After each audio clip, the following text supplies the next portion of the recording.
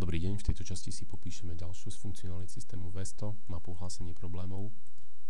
Na tejto mape sa zobrazujú všetky doposiaľ odoslané podnety od občanov a sú zvýraznené na základe toho, v akom štádiu sa tieto podnety nachádzajú.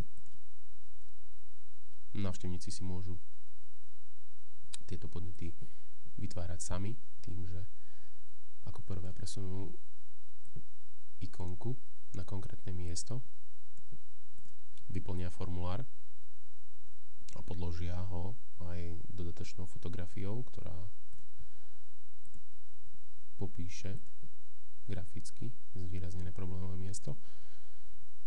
Po odoslaní sa tento podnet dostáva do administrácie.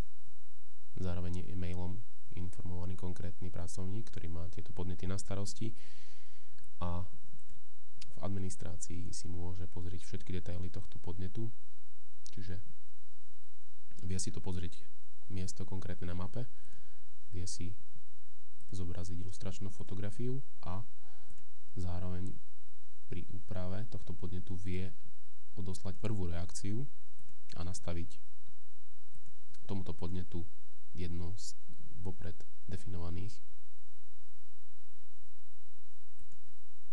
stavov, čiže pokiaľ pracovník nastaví, že žiadosť bola prečítaná, na mape sa tento podnet zobrazí pod červenou ikonkou a kliknutím na ňo sú zobrazené všetky následné detaily tohto podnetu pre občanov.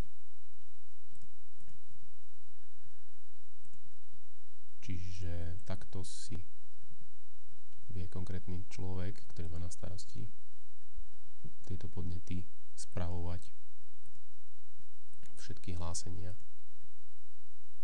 v tejto administrácii. Ďakujem vám za pozornosť.